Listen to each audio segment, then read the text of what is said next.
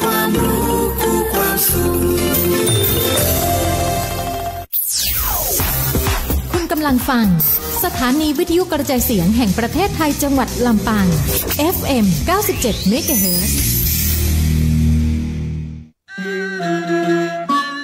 คุณแม่ขาโรงเรียนให้แต่งชุดไทยหนูขอใส่ผ้าสิ้นของคุณแม่ไปได้ไหมคะได้สิคะลูกเนี่ยผ้าสิ้นลายจกฝีมือทอของคุณยายหนูนะ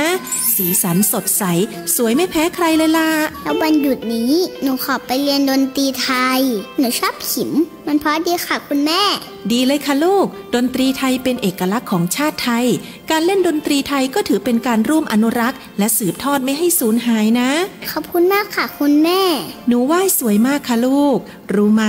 การไหว้เป็นวัฒนธรรมทักทายตามมารยาทไทยที่ใครๆเห็นก็ชื่นชมทั้งนั้นค่ะหนูรู้สึกภาคภูมิใจที่ได้เกิดมาเป็นคนไทยค่ะคุณแม่ร่วมสืบสารส่งต่อความภาคภูมิใจในความเป็นไทยโดยสำนักงานประชาสัมพันธ์ที่3กรมประชาสัมพันธ์พล่ะแก้วเกยสังเกตก็ในปฏิทินไทยมีวันสำคัญเกี่ยวกับสถาบันพระมหากษัตริย์อยู่เกือบทุกเดือนเลยนะแต่ก็นี่แต่ก็ก็อย่างเช่นเดือนมกราคมวันที่17วันป่อขุนรามคำแหงวันที่18วันสมเด็จพระนเรศวรมหาราชส่วนเดือนมีนาคมวันที่31วันพระบาทสมเด็จพระนางเกล้าเจ้าอยู่หัว2เมษายนวันคล้ายวันพระราชสมภพกรมสมเด็จพระเทพราช6เมษายนวันจักรี4พฤษภาคมวันชัดมงคล3มิถุนายนวันเฉลิมพระชนมพรรษาสมเด็จพระนางเจ้าพระบรมราชินีใจวันที่28กรกฎาคมวันเฉลิมพระชนมพรรษาพระบาทสมเด็จพระเจ้าอยู่หัววันที่12สิงหาคมกับวันแม่แห่งชาติ24กันยายนวันมหิดลนี่เดือนตุลาคมก็มีวันสำคัญก็คือ13ตุลาวันคล้ายวันสวรรคตของในหลวงรัชกาลที่9วันที่21ตุลาวันคล้ายวันพระราชสมภพสมเด็จย่าและก็23ตุลาก็เป็นวันพิยมหาราชวันที่14พฤศจิกายนวันพระบิดาแห่งฝนหลวง25พฤศจิกายนวันวชิราวุธและก็วันสำคัญในเดือนธันวาคมคือวันที่5วันป่อแห่งชาติครับสังคมไทยเฮาให้ความสำคัญกับวันเหล่านี้คนไทยฮักและก็เทิดทูนสถาบันพระมหากษัตริย์เพราะสถาบันพระมหากษัตริย์อยู่คู่กับคนไทยมาอย่างยาวนานปรารถนาดีจากสำนักงานประชาสัมพันธ์ที่3กรมประชาสัมพันธ์ค่ะวิทยุแห่งประเทศไทยให้ความรู้คู่ความสุขที่นี่สถานีวิทยุกระจายเสียงแห่งประเทศไทยจังหวัดลำปางทำการส่งกระจายเสียงในระบบ FM ความถี่97เมกะเฮิรตซ์จากนี้ไปเชิญติดตามรับฟังรายการม่วนใจไปกับกองทุนฟื้นฟูและพัฒนาเกษตรกรโดยสำนักงานกองทุนฟื้นฟูและพัฒนาเกษตรกรสาขาจังหวัดลำปางค่ะ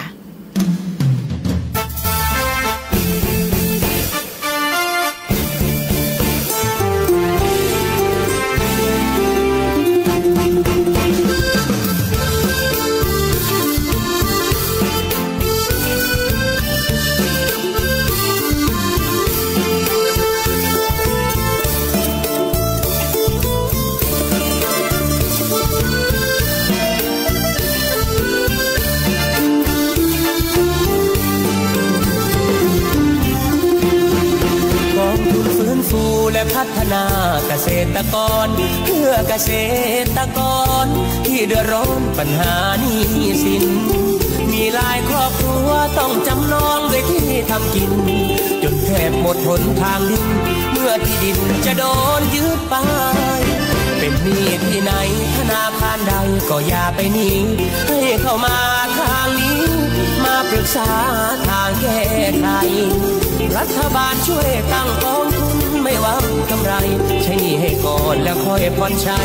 ผ่อนน้อยยาวๆดอกเบี้ยไม่มี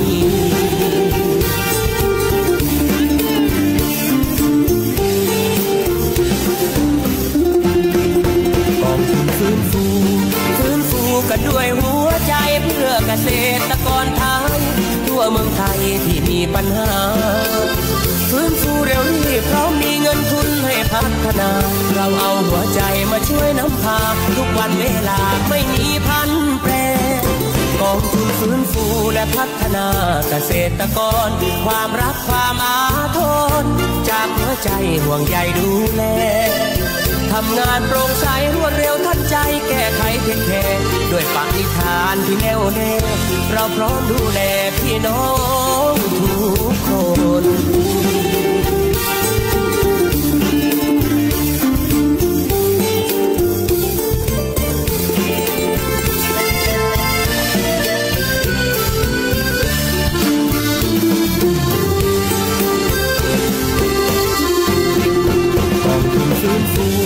ฟื้นฟูกันด้วยหัวใจเพื่อเกษตรกรไทยทั่วเมืองไทยที่มีปัญหาฟื้นฟูเร็วรีบเพราะมีเงินทุนให้พัฒนาเราเอาหัวใจมาช่วยนำพาทุกวันเวลาไม่มีพันแปรกองทุนฟื้นฟูและพัฒนาเกษตรกรความรักความอาทรจากหัวใจห่วงใยดูแลทำงานโปร่งใสรวดเร็วทันใจแก้ไขเทคแคร์ด้วยปณิธานที่แน่วแน่เราพร้อมดูแลพี่น้องทุกคน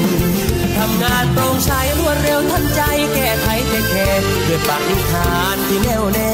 เราพร้อมดูแลพี่น้องทุกคน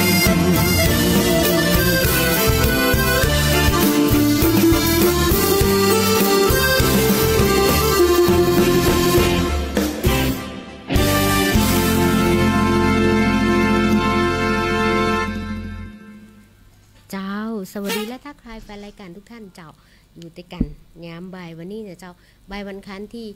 21นะเจ้าตุลาคม2568นะเจ้ามาเหมือนเคยเหมือน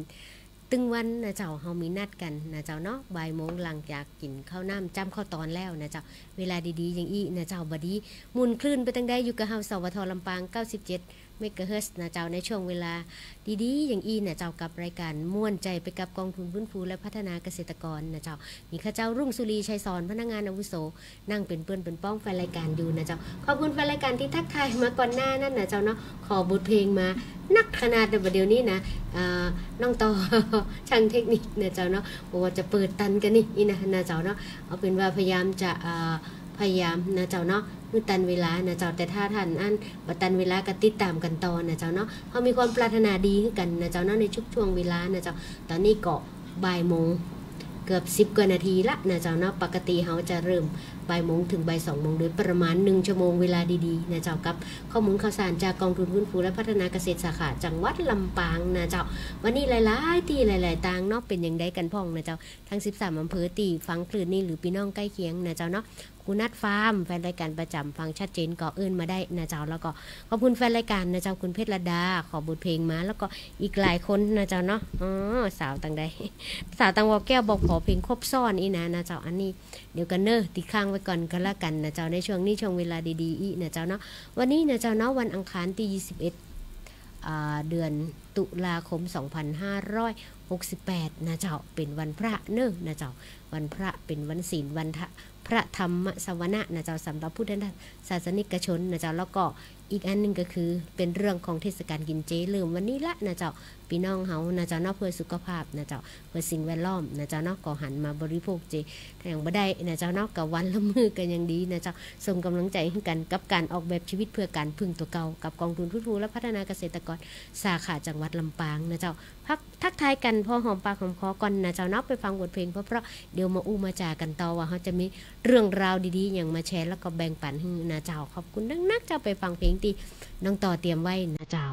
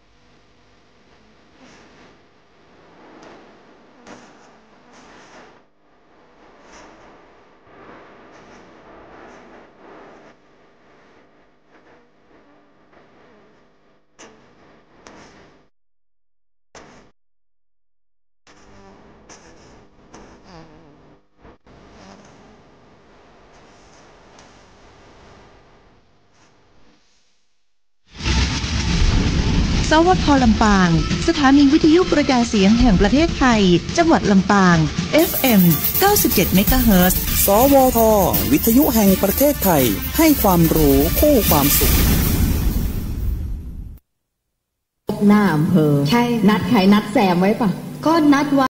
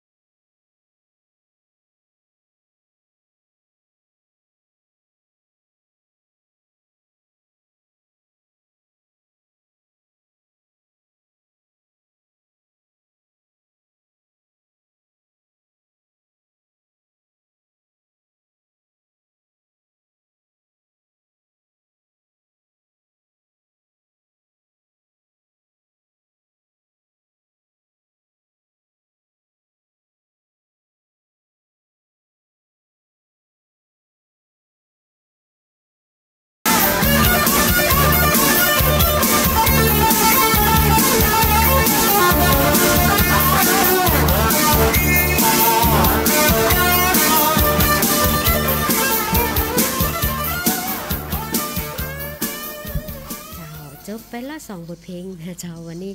มีช่างต่อนะเจ้าเนาะคอยจัดแฟนรายการนะเจ้ามีบทเพลงเพราะๆม่วนๆนะเจ้ามาฟังแฟนรายการวันนี้นะเจ้าเพลงที่จบลงไปก่อนหน้านั่นก็เพลงของใครนะใครนางเหมือนดังทางรถอีเนาะนะเจ้าอันนี้แฟนรายการขอเข้ามาตอนต้นชั่วโมงนะเจ้าเป็นบอกว่าเป็นชอบเป็นขอบทเพลงนี้นะเจ้าเนาะประสงค์ให้เปิดนะเจ้าแล้วก็ในส่วนของอีกเพลงนึงตอนนั้นคือกระแสเข้ามาสิอีนะเจ้าของดีเจตั้งไม่ท่านะขอเข้ามานะเจ้าโอ้ดินดีจัดนักนะเจ้าที่ยังมีแฟนรายการที่เป็นผู้ดำเนินรายการทางวิทยุชุมชนติดตามรับฟังอยู่นะเจ้าทักทายไปยังท่านผู้ฟังทุกท่านนะเจ้าเนาะแล้วก็แฟนรายการนะเจ้าเนาะที่อยู่ในส่วนของแต่ละพื้นที่นะเจ้าเนาะเป็นอย่างไรพองกินข้าวน้ำจ้ำข้าวตอนกันแล้วนะเจ้ามีความสุขกันอยู่ดีก่อนนะเจ้าหรือมีข้อสงสัยยังจะได้กับอื่นและทักทายเกิดเข้ามานะเจ้าวันนี้เราอยู่ด้วยกันนะเจ้ามีน้องรุ่งสุรีชัยสอนพนักงานอาวุโสนะเจ้าเนาะก็เป็นเพื่อนเป็นป้องกันนะเจ้าวันนี้นางอู้จ๋าอยู่คนเดียวเนี่ยนะเจ้าเนาะบทเพลงดูตามคิวเพลงแล้วเข้ามาเป็นหางว่าวเลยนะเจ้าเนาะเวลาเขาก็มีในช่วงเวลา1 ชั่วโมงเต็มๆนะเจ้าเวลาแห่งความสุขมันตึงผ่านไปเร็วแต่นะเจ้าเนาะวันนี้ทางสำนักงานกองทุนฟื้นฟูก็มีข้อมูลข่าวสารดีๆมาฝากแฟนรายการนะเจ้าว่าในส่วนของเรื่องของการขอรับการจัดการหนี้นะเจ้าหรือว่าในเรื่องของการของงบอุดหนุนนะเจ้าเนาะวันนี้เขามีเรื่องราวดีๆมาฝากนะเจ้าเนาะก็ปีพศ 2568ในส่วนของงบประมาณนะเจ้าเนาะก็ผ่านพ้นไปละนะเจ้าในส่วนของก องทุนฟื้นฟูเองนะเจ้าแล้วในส่วนของพี่น้องเกษตรกรที่ยังบ่ได้ยื่นเขียนขอแผนโครงการนะเจ้าก็สามารถยื่นขอต่อได้ในส่วนของปีงบประมาณ2569ได้นะเจ้าเนาะเพราะว่าตอนนี้ในส่วนของงบประมาณของเฮานะเจ้าก็ได้รับอนุมัติงบประมาณมาเรียบร้อยละนะเจ้าเนาะหลายพันล้านอยู่อีนะเจ้าตอนนี้บอร์ดหรือว่าประธานบริหารของเฮาก็ส่งสัญญาณมาละนะเจ้าสำนักงานกองทุนฟื้นฟูเตรียมตัวเนอะนะเจ้าปักเขปักเงยยังบัดตันอิดได้อิดแต่นะเจ้าเนาะก็เริ่มต้นในเป็นอย่างนะเจ้าอย่างสปอร์ตขึ้นกี่ว่านะเจ้าเนาะเฮาเป็นข้าราชการข้าของแผ่นดินนะเจ้าบ่ว่าระดับไหนพร้อมทำเพื่อแผ่นดินนะเจ้าเพื่อประเทศชาติพัฒนานะเจ้าแต่ว่าอยากจะบอกพี่น้องเกษตรกรนะส่งซิกก่อนอีนะแนวโครงการที่เขียนมาขอสำนักงานกองทุนฟื้นฟูถ้าท่านเป็นเรื่องของเกษตรกรรมยังยืนเกษตรกรรมทั้งเลือกนะเจ้าเนาะก็มีแนวโน้มที่จะได้รับการอนุมัติปัจจุบันท่านเขียนมาแล้วอีเนาะนะเจ้าแล้วก็สำนักงานกองทุนฟื้นฟูก็อนุมัติหมดนะเจ้าก็มีเงื่อนไขในการปรับนะเจ้าเพื่อจะบ่เป็นการล่าช้านะเจ้าเนาะการเขียนแผนของเฮาภายใต้เจตนารมณ์ของกองทุนฟื้นฟูก็คือเมื่อเฮาเปิ่งตัวเก่านะเจ้าเนาะอนุรักษ์ทรัพยากรอีนะเจ้าบางโครงการเขียนมาขอปลูกข้าวโพดอีนะขอซื้อปุ๋ยเคมีนะเจ้าอันนี้ต้องมานั่งทบทวนโคตรสวายไงติดนั่งคุยกันก่อนนะเจ้าว่าเป็นอย่างไรนะเจ้าเพราะว่าตามพรบแล้วเจตนาของการฟื้นฟูนะเจ้าเนาะเขาก็ต้องมานั่งอู้จากันเพื่อให้เขาปึงตัวเก่าให้ได้มากที่สุดแล้วก็การใช้ทรัพยากรธรรมชาติที่ยังยืนนะเจ้าบางทีเนาะเขาควรจะมาถอดสรุปบทเรียนว่าจื่อกระบอกแล้วนะเจ้ากองทุนฟื้นฟูเป็นการฟื้นฟูในส่วนตีเขาดำเนินชีวิตตีพิษนะเจ้าติดกระดุมไม่แลกพิษมันก็พิษไปนะเจ้าเนาะเบื้องต้นวันนี้จะขออนุญาตนะเจ้าเนาะบอกกล่าวนะเจ้าพี่น้องเกษตรกรตีได้รับงบอุ่นไปแล้วเมื่อปี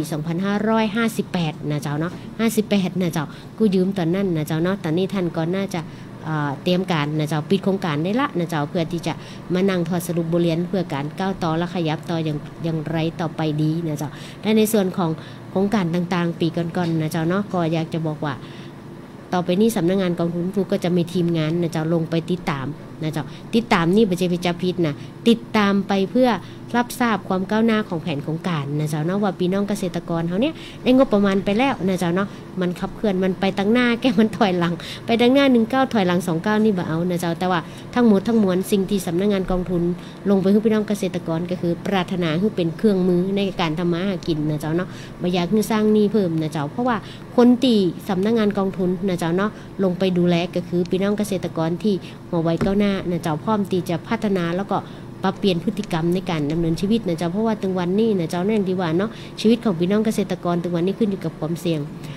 ขึ้นอยู่กับดินฟ้าอากาศยิ่งสภาวะถึงวันนี้นะเจ้าดินฟ้าอากาศที่มันเปลี่ยนแปลงไปบ่ว่าในเรื่องของโครงสร้างทางธรณีวิทยาร้อยเลื่อนหรือแผ่นดินไหวก็มีส่วนนะเจ้าเนาะในส่วนของแผ่นดินยุบหรืออย่างนะเจ้านี่ในเรื่องของธรณีในเรื่องของแม่น้ำก๊านะเจ้าเนาะก็มีการปนเปื้อนของสารเคมีแล้วก็ปลาต้นน้ำก็ถูกทำลายไปนะเจ้าเวลาเกิดอันอย่างขึ้นนะเจ้าเนาะก็จะแรงก็แรงนักนะเจ้าจะลงมากันนักทีเดียวนะเจ้าอันนี้เกิดจากว่าไคลเมทเช่นอุณหภูมิโลกที่มันเปลี่ยนแปลงนะเจ้าเนาะอันนี้เป็นเรื่องตีพี่น้องเกษตรกรแล้วก็ทุกท่านพี่น้องทั่วไปนะเจ้าเนาะเกษตรกรคนที่ยังไม่ได้เป็นสมาชิกนะเจ้าก็เตรียมตระหนักไว้นะเจ้าเนาะในส่วนของสภาพอากาศเองนะเจ้าเนาะก็เปลี่ยนแปลง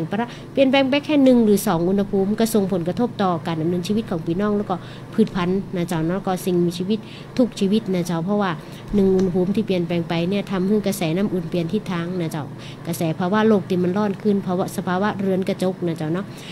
ชั้นบรรยากาศของเขาก็ถูกทำลายไปแล้วนะเจ้าแสงแดดก็คือลงมาปะทะฉะนั้นในเมื่อเฮายังฮ้อนเลยสภาพอากาศหรือต่างๆนะเจ้าแล้วพืชพันธุ์ก็ต้องปรับตัวนะเจ้าจะอยู่กันอย่างไรนะเจ้าภายใต้ตีโลกที่มันฮ้อนขึ้นต้องมีคนแซวมาก่อนนะว่าน้องลุงมันไม่ได้ฮ้อนแล้วนะเจ้ามันเดือดเจรจาตอนนี้โลกมันเดือดแต่ว่าถึงโลกจะเดือดถ้าคนเฮาบ่เดือดเนาะก็คงบ่มีปัญหาเฮาเตรียมตั้งรับกับสิ่งที่จะเกิดขึ้นนะเจ้าโดยการนำปรัชญาเศรษฐกิจพอเพียงแล้วก็แนวการชีวิตที่เปิ่งตัวเก่านะเจ้าเนาะอันนี้เป็นสิ่งที่สำคัญแล้วก็พยายามสร้างความมั่นคงขึ้นตัวเก่าสร้างครอบครัวที่แข็งแรงนะเจ้าวันนี้ขอรู้เรื่องของเกษตรอินทรีย์กันแล้วกันเพราะว่าส่วนหนึ่งนะเจ้ามีสมาชิกกองทุนฟื้นฟูก็คือมีบางองค์กรที่ทำในเรื่องของเกษตรอินทรีย์นะเจ้าในพื้นที่วอแก้วนะเจ้าแล้วก็พื้นที่แม่ทะนะเจ้าก็คือกลุ่มฮักน้ำจางหลายคนคิดว่าเกษตรอินทรีย์ก็คือเกษตรกรตีบ่ใช้สารเคมีนะเจ้าเนาะ บ่ใจสารเคมีทำเกษตรปลูกพืชเลี้ยงสัตว์บ่ใจเคมีนะเจ้าก็ถูกต้องอยู่ส่วนหนึ่งนะเจ้าเนาะแต่จริงๆแล้วนะเจ้าหัวใจของเกษตรอินทรีย์ก็คือการทำเกษตรโดยอาศัยกลไกความสัมพันธ์ของสิ่งมีชีวิตตามธรรมชาตินะเจ้าเกื้อกูลกันบ่ว่าพืชสัตว์จุลินทรีย์ในห่วงโซ่นะเจ้าเนาะ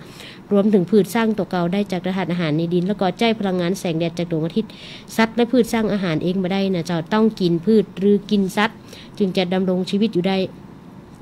แล้วนี่นะเจ้าเนาะเป็นอาหารของจุลินทรีย์ซึ่งจะไปย่อยซึ่งจุลินทรีย์ก็มีส่วนสำคัญในเรื่องของเกษตรอินทรีย์นะจะไปช่วยย่อยซากพืชซากสัตว์ต่างๆให้เป็นปุ๋ยนะเจ้าเมื่อให้อาหารแก่ดินก็ให้อาหารแก่พืชนะเจ้าเนาะอันนี้เป็นหลักการง่ายๆของการทำเกษตรนะเจ้าหลายคนบอกว่าโอ๊ยบ่ตันกินละน้องลุงมันต้องใจปุ๋ยเคมีเร็วพอมันเขียวพรึบนะเจ้าใจได้นะเจ้าเนาะมันได้ผลตันใจแตะนะเจ้าแต่ว่ามันบ่ได้ส่งผลให้ยั่งยืนมันแทนที่จะให้ดินเฮา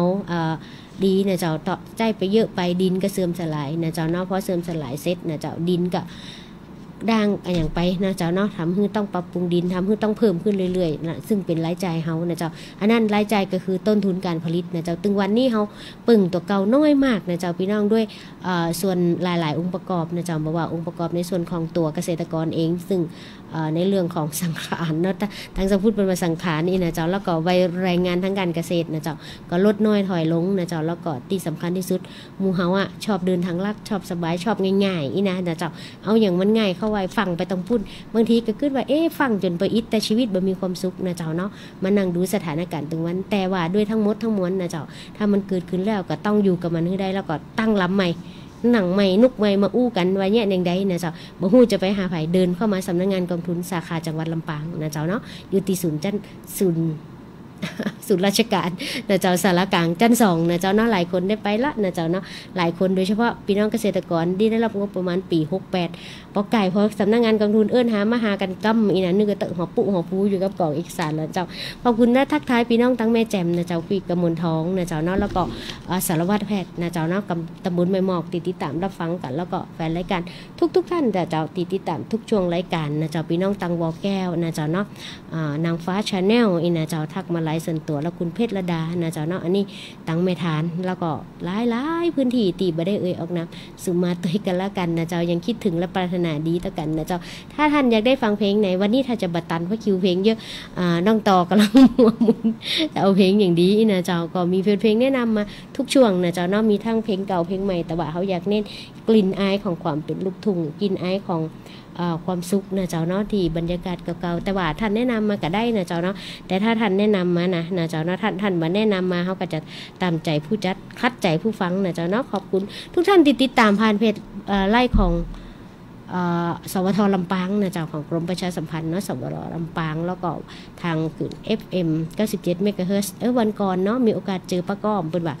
ฟังกูอังคารน้องลุงบ่แล้วบ่ฝากเพลงฮู้เลยอีน่าเจ้าด้วยความระลึกถึงเจ้าป้าก้อมเอาเป็นว่าวันนี้ฝากความคิดถึงไปถึงพี่น้องฮักน้ำจางนะเจ้าเนาะแล้วก็พี่น้องที่ทุกพื้นที่นะเจ้าเนาะที่ฟังอยู่แล้วก็ติดตามรับฟังเฮานะเจ้าเอาละไปฟังบทเพลงก่อนกันละกันนะเจ้าเนาะเดี๋ยวค่อยมาฟังต่อ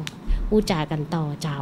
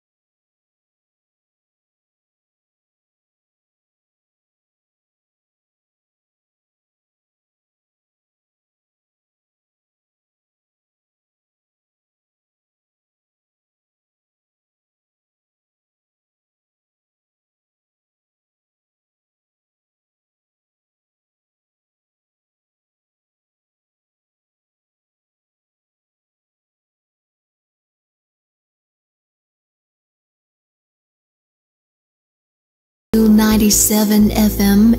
Lampang Radio Thailand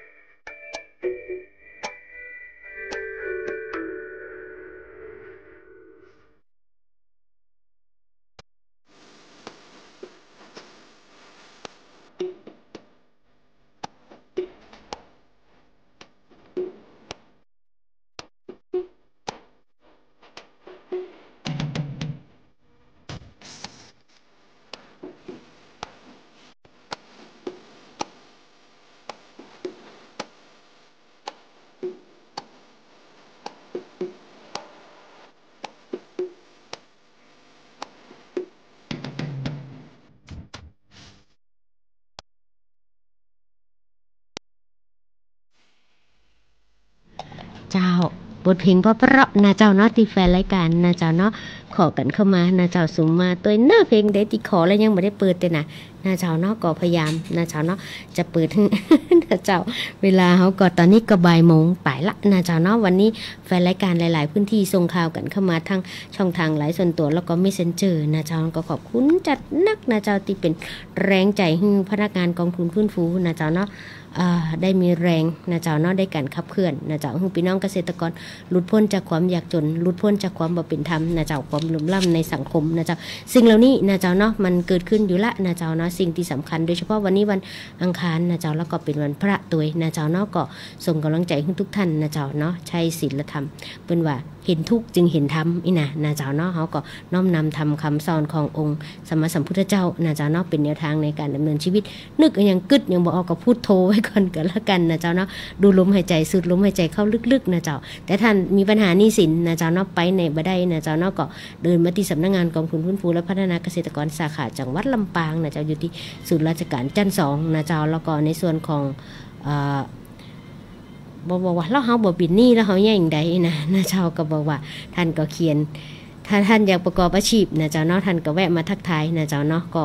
มาขอรับการสนับสนุนงบประมาณในเรื่องของการฟื้นฟูอาชีพได้นะเจ้าแต่ทั้งหมดทั้งมวลนะเจ้าก็มีกฎกติกาและระเบียบนะเจ้าที่สำคัญที่สุด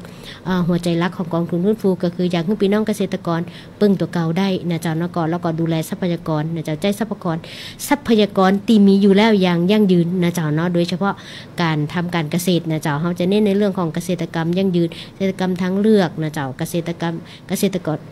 อินทรีย์เนาะเกษตรธรรมชาตินะเจ้าโคกหนองนาโมเดียวโอ้วันนี้พิษ ตื่นเต้นนะเจ้าวันนี้ยังตื่นเต้นเหมือนเก่านะเจ้าถึงแม้จะหายประเวิร์ดนะเจ้าแต่ว่าก็ยังตื่นเต้นอยู่นะเจ้าโดยเฉพาะมีหนุ่มหล่อนะช่างต่อมานั่งคัดเลือกบทเพลงนี่นะเจ้าเนาะตามใจผู้จัดคัดใจผู้ฟังนะบางเพลงนะเจ้าเนาะเพราะว่าบางทีนะเจ้าเนาะก็ยังว่าเนาะจับใจแห้งมาแน่นใจกาจับใจครูบาบ่จับใจเน้นน้อยนะเจ้า0542245556ถ้าจันมีเพลงตี อยู่ในใจนะเจ้าเนาะอยากให้ในรายการนะเจ้าส่งมอบความสุขก็ยินดีนะเจ้าม่วนใจไปกับกองทุนฟื้นฟูและพัฒนาเกษตรกรนะเจ้าเฮาเน้นเรื่องของความบันเทิง มนอกมนใจไว้ว่าเป็นว่าจิตเป็นนายกายเป็นบ่าวนะเจ้าถ้าจิตใจเฮาดีนะเจ้ามีพลังบวกนะเจ้าเฮาก็มีแรงในการขับเคลื่อนนะเจ้าเนาะการอยู่ในสังคมทุกวันนี้นะเจ้าเนาะความเห็นต่างเยอะมากนะเจ้าแต่ว่าผู้ดำเนินรายการเชื่อมั่นว่าความเห็นต่างเป็นความงดงามของมนุษย์นะเจ้าเนาะวันนี้นะเจ้าก็มีสิทธิ์เห็นต่างกันได้แล้วก็มานั่งอู้จากันเฮาจะไปอย่างเช่นตัวอย่างของการเขียนแผนและโครงการนะเจ้ามีพี่น้องเกษตรกรพื้นที่หัวเสือนะเจ้านะเอื้นมานะเจ้าอยากทำโครงการเกี่ยวกับการปลูกกล้วยอีนะดีเหมือนกัน จะได้เจอเรื่องกล้วยๆนะเจ้าเนาะก็เน้นเรื่องเกษตรผสมผสานนะเจ้าในบริบทของท่านนะเจ้าเนาะท่านจะฮู้ตัวเก่าดีที่สุดในส่วนของสำนักงานกองทุนฟื้นฟูปรารถนาให้พี่น้องเกษตรกรรวมตัวกันนะเจ้าเนาะรวมตัวเพื่อสร้างอำนาจต่อรองนะเจ้าหรือว่าสร้างพลังนะเจ้าเนาะปีฮู้2น้องฮู้1นะเจ้าเนาะเอามานั่งอู้จากันว่าเขาต้องการเนี่ยหยังนะเจ้าถึงวันนี้อยู่คนเดียวอยู่บ่ได้นะเจ้าเหมือนไม้ไผ่นี่กะอันเดียวเปิ้นฮักเขาได้แต่ถ้าเฮารวมตัวกันเป็นก็เป็นกำนะเจ้าเป็นมัดก็ฮักยากนะเจ้าถึงวันนี้นะเจ้าเนาะแต่กองทุนฟื้นฟูคาดหวังว่าพี่น้องเกษตรกรจะรวมตัวกันนะเจ้าแล้วก็ดูแลกันในส่วนของแต่ละพื้นที่นะเจ้าเราเชื่อมั่นว่าพี่น้องเกษตรกรสามารถกำหนดชะตาชีวิตตัวเก่าได้นะเจ้าเนาะเพราะว่าในระดับนโยบายน่ะที่สั่งตรงลงมาถึงเฮาบางทีมันก็เก่าบ่ถูกตีคันนะเจ้าแต่ข้างบนเพิ่นก็ฮื้อโอกาสเฮาสะท้อนจากข้างล่างขึ้นไปสู่ข้างบนนะเจ้าแล้วก็ส่วนหนึ่งเฮาก็มีอปทในพื้นที่คอยร่วมกำหนดนโยบายนะเจ้าสิ่งหนึ่งที่สำนักงานกองทุนปรารถนาให้พี่น้องเกษตรกรปรับคือการปรับวิธีคิดนะเจ้าเนาะบางคนที่ดีแล้วนะเจ้าก็คงไว้แต่ในส่วนที่เดินผิดพลาดแล้วจดกระดุมพิษแล้วอันอย่างอีนะเจ้าเนาะก็ปรารถนาคือพี่น้องลุกใหม่นั่งใหม่ทำใหม่จับมือกันด้วยกันนะเจ้าเนาะเรียนรู้ไปด้วยกันนะเจ้าบางสิ่งบางอย่างนะเจ้าเนาะมันบ่สำเร็จในวัน2วันนะเจ้าเพิ่นว่ากรุงโรมไม่ได้สร้างเสร็จในวันเดียวอีนะเจ้าจะสร้างเสร็จในนั้นนี่อายุจะบางคนก็บอกว่าเข้าสู่อันตอนปลายแล้วนะเจ้าบ่ว่าช่วงวัยใดๆนะเจ้าเนาะเฮาสามารถทำปัจจุบันได้นะเจ้าสร้างดีให้ลูกสร้างถูกไว้ให้หลานนั่นก็เป็นสิ่งที่สำคัญตัวนะเจ้าเนาะถึงวันนี้นะเจ้าเนาะดินมีส่วนสำคัญนะเจ้าเนาะดินมีชีวิตเฮาจะแยกจังใดคือดินมีชีวิตคือมีจุลินทรีย์นะเจ้าเนาะมีอินทรีย์วัตถุต่างๆซึ่งเป็นแหล่งอาหารคือสิ่งมีชีวิตต่างๆนะเจ้าเนาะคืออาหารแก่ดินแล้วดินก็จะคือเกิดสรรพสิ่งนะเจ้าในจักรวาลนะเจ้าทุกอย่างเกิดจากดินแต่ถ้าเฮาทำลายดินแล้วนะเจ้าเฮาจะอยู่ในการทำลายนะเจ้าเนาะถึงวันนี้หันก็นะเจ้าเพิ่นเฮาว่าธรณีพิโรธละนะต้องธรณีสูบแล้วนะเจ้าถ้าธรณีเสียสมดุลแล้วนั่นนะเจ้าเนาะขาดสารอาหารพืชก็บ่เติบโตนะเจ้าดินเลื่อนดินแยกนะเจ้าก็เกิดปัญหาดินถล่มนะเจ้าเนาะภูเขากระป้ากันไปโกนหัวเปิ้นเหี่ยหมดอีนะเจ้าเนาะก็เป็นเรื่องที่น่าเป็นห่วงกับระบบนิเวศนะเจ้าที่สูญเสียไปนะเจ้าเนาะโอกาสหน้านะเจ้าเฮาอาจจะมีโอกาสเชิญพี่น้องเกษตรกรที่ได้รับงบอุดหนุนจากกองทุนฟื้นฟูหรือว่าได้รับการจัดการนี่มานั่งอู้จานะเจ้าเนาะบางทีฟังน้องลุงเป็นคนเดียว เดี๋ยวจะกายนะบ่กายกันเตือนเนาะนะเจ้าอยู่ด้วยกันนะเจ้าติดหนึ่งมาเจอกันชั่วโมงเดียวเดือนหนึ่งมาเจอกัน4ครั้งนะเจ้าเนาะอันนี้ก็ถือว่าเฮาก็ยังระลึกถึงกันเสมอด้วยความปรารถนาดีจากสำนักงานกองทุนฟื้นฟูสาขาจังหวัดลำปางนะเจ้าภายใต้การดูแลของผู้บังคับบัญชาคุณพรสวรรค์สมานนะเจ้าแล้วก็มีทีมน้องๆทีมฟื้นฟูนะเจ้าบอกว่าในส่วนของน้องเจวันนี้ก็มาสถานีตัวเฮานะเจ้าน้องเจนะเจ้าอันนี้ดูแลฟื้นฟูนะเจ้าน้องบีมนะเจ้าน้องแล้วก็น้องโฟดแล้วก็ในส่วนของงานจัดการนี่ก็จะมีน้องไผ่น้องอีดนะเจ้าเนาะช่วงนี้ก็ส่งกำลังใจให้น้องอีดนะเจ้าตอนนี้เข้าโรงพยาบาลนะเจ้าละพักรักษาตัวอยู่นะเจ้าเนาะตอนนี้หน่วยรบของเฮาก็ขาดไปอีก1กำลังพลนะเจ้าเนาะแต่ก็เฮาก็ดูแลกันไปนะเจ้าหลายพื้นที่นะเจ้าปะกันเลยนี่กับการติดตามความก้าวหน้าของแผนโครงการนะเจ้าเอาละแฟนรายการนะเจ้าเนาะแฟนรายการหลายพื้นที่ส่งคิวเพลงและทักทายมากันเยอะมากนะเจ้าทักทายคุณวัชนาเกิดจากนะเจ้าสวัสดีตอนบ่ายนะเจ้าเนาะสวัสดีน้องหนึ่งขอบทเพลงมนรักบ้านดอยนะเจ้าเราก็ขอบคุณกำลังใจบอกว่าเขาเป็นหญิงแกร่งแบบแกร่งก็แกว่งนี่ถ้าจะแกว่งอยู่ หญิงแกร่งนี่บ่ฮับเตเนอร์นะเจ้าแฟนรายการหลายพื้นที่นะเจ้าเนาะขอบคุณสำหรับการติดตามนะเจ้าเอาละไปฟังเพลงที่นั่งต่อเตรียมไว้กันละกันนะเจ้าเนาะฟังเพลงม่วนๆเครียดมาหลายวันละนะเจ้ามาฟังเพลงเพราะในวันพระและเริ่มต้นเทศกาลกินเจเจ้า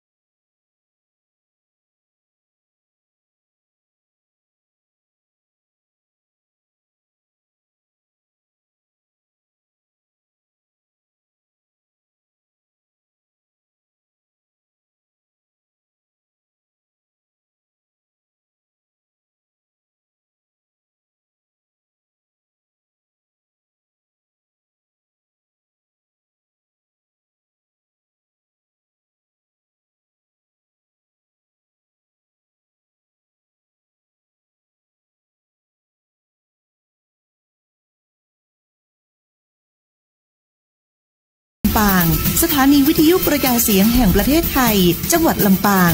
FM 97 เมกะเฮิรตซ์ สวทวิทยุแห่งประเทศไทยให้ความรู้คู่ความสุข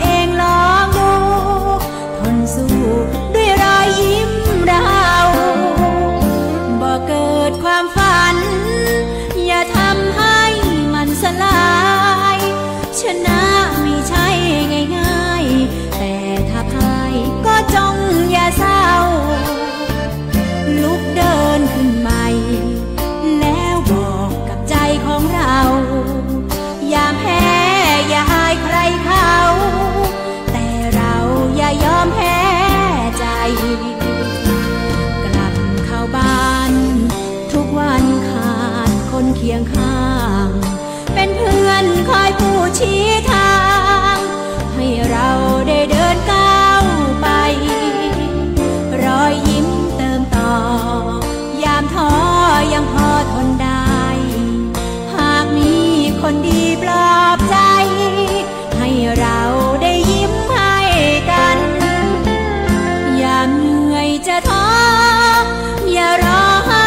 หมดความหวังยิ้มให้ตัวเองอีกครั้งสร้างความหวังด้วยความมุ่งมั่นรอยยิ้มคนสู้หากินอยู่กับรายวันเส้นทางจะไกลเกินฝันคงมีสักวันที่เป็นของเรา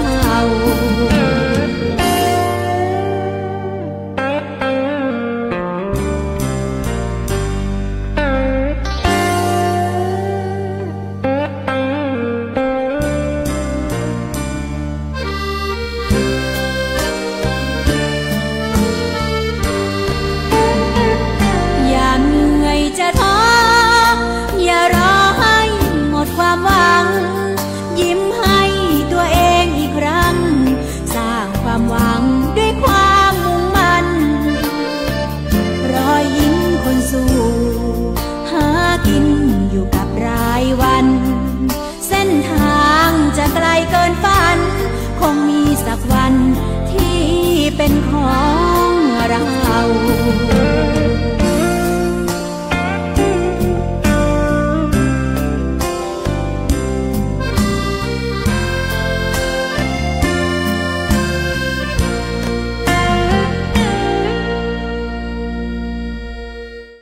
เรียบร้อยนะเจ้าบทเพลงที่แนะนำมานะเจ้าเนาะยังก็รอยยิ้มนักสู้อีบ่นะเจ้าเนาะสักวันเส้นทางคงเป็นของเฮานะเจ้าเนาะเป็นแน่นอนนะเจ้าเนาะถ้าท่านเดินมากับกองทุนฟื้นฟูและพัฒนาเกษตรกรสาขาจังหวัดลำปางนะเจ้าเนาะวันนี้เฮายังมีเรื่องราวดีๆมาฝากท่านนะเจ้าแต่เหลือพอเวลาละนะเจ้าเนาะก็ตอนนี้อยู่ตีต่อใด บ่ายโมง50นาทีแล้วเฮามีเวลาอยู่ด้วยกัน10นาทีนะเจ้าแล้วก็คิวเพลงกันยาวปะไปถึงสารกลางนะพี่น้องเอ้ยนะเจ้าเนาะก็บ่ว่ากันนะเจ้าเนาะขอบคุณกับการติดตามรับฟังนะเจ้าเนาะหลายเพลงที่ท่านแนะนำมาอาจบ่ได้นะเจ้าติดค้างไว้ก่อนกันละกันนะเจ้าเนาะมีแฟนรายการหลายๆพื้นที่แล้วก็สมาชิกกองทุนฟื้นฟูนะเจ้าแนะนำบทเพลงมาผ่านทางช่องทางของFacebook ของกองทุนฟื้นฟูสาขาลำปางนะเจ้าหลายส่วนตัวไม่ใช่ส่วนตัวนะเจ้าแล้วก็ในส่วนของกลุ่มอุดหนุนนะเจ้าเนาะพี่น้องตั้งแม่แจมขอบทเพลงอย่างตะกี้จัดไปแล้วเนาะน้องต่อจัดไปหึ่งละนะเจ้าเนาะเพลงอย่างจำชื่อเพลงไม่ได้นะเจ้าเนาะในของพลพ่อกำมลคุณกำมลทองนี่นะขอบทเพลงมานะเจ้าแล้วก็ในส่วนของ สารวัตรแพทย์นะเจ้าเนาะแม่หมอกนะเจ้าเดี๋ยวเห็นทางกำนันการคนสวยนะเจ้าเนาะส่งข่าวมาละนะเจ้าปะกันวันใดนะเจ้าเดี๋ยวต้องไปประชุมทีมบางทีอาจจะเป็นทีมของหัวหน้าพรสวรรค์ลงไปก่อนนะเจ้าเนาะทางทีมของ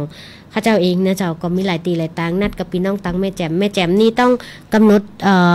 ดีๆนะเจ้าเนาะเพราะว่าเส้นทางการขึ้นไปนะเจ้าค่อนข้างจะต้องใช้ความระมัดระวังก่อนเพิ่นว่าบ่น่าห่วงเต่าถ้ามาจากก็นี่อากาศหนาวชนิดที่อยู่ลำบากนะเจ้าติดลบเลยนะเจ้าอันนี้กันเนาะนะเจ้าหนาวกายบ่เต้าหนาวใจนะเจ้าพี่น้องตั้งแม่แจ่มนะเจ้าเนาะก็การจะหนาวกายหนาวใจนะเจ้าก็อยู่ที่การพฤติกรรมการใช้ชีวิตของเฮานะเจ้าเนาะถึงวันเนี้ยพฤติกรรมการใช้ชีวิตของพี่น้องเฮานะเจ้ามีผลต่อทั้งสุขภาพกายสุขภาพใจนะเจ้าด้วยความปรารถนาดีจากสำนักงานกองทุนสาขาจังหวัดลำปางอยากให้พี่น้องเปิ่งตัวเก่าได้นะเจ้าเนาะแล้วก็ดูแลกันในส่วนของชุมชนสำนักงานกองทุนเป็นเพียงพี่เลี้ยงนะเจ้าเนาะขอบคุณทุกเสียงทุกสายที่แล้วก็ทักทายกันเข้ามาแล้วก็แนะนำบทเพลงนะเจ้าในช่องทางออนไลน์ลูกทางผ่านทาง Facebook นะเจ้าขอบคุณน้องหนึ่งขอบคุณเส้นทางพ้นทุกข์นะเจ้าติดตามรับฟังให้กำลังใจกับการไปทำงานใหม่นะเจ้าเนาะยินดีไปตั้งพี่น้องแม่แจ่มแม่หมอกนะเจ้าแล้วคุณวัชราเครือจักนี่บ่ฮู้หายป่วยดีแล้วยังส่งกำลังใจให้นะเจ้าแล้วก็หัวหน้าพรสวรรค์ติดตามรับฟัง นะเจ้าวันนี้บ่แนะนำบทเพลงบอกว่าตามใจผู้จัดเอาละนะเจ้าแฟนรายการตะกี้อู้เรื่องของเกษตรอินทรีย์ไปละนะเจ้ามาติดตามว่าอาทิตย์หน้าผู้ดำเนินรายการจะอู้ถึงเรื่องอันหยังนะเจ้าเนาะขอบคุณทาง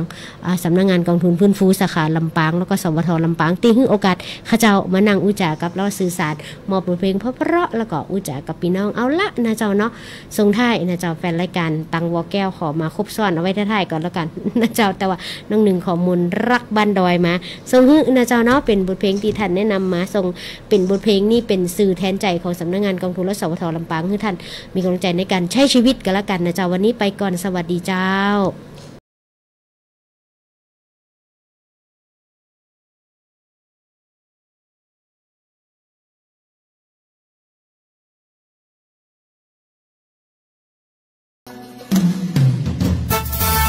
ร ายการม่วนใจไปกับกองทุนฟื้นฟูและพัฒนาเกษตรกรโดยสำนักงานกองทุนฟื้นฟูและพัฒนาเกษตรกรสาขาจังหวัดลำปางเจ้ากองทุนฟื้นฟูและพัฒนาเกษตรกรเพื่อเกษตรกรที่เดือดร้อนปัญหาหนี้สิน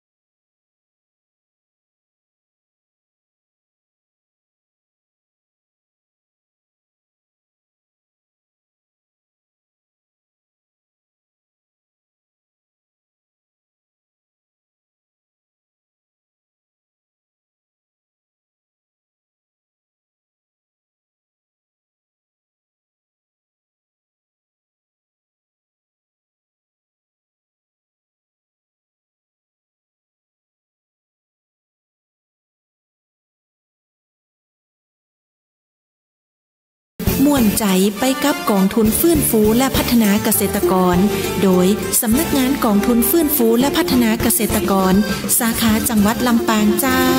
กองทุนฟื้นฟูและพัฒนาเกษตรกรเพื่อเกษตรกรที่เดือดร้อนปัญหาหนี้สิน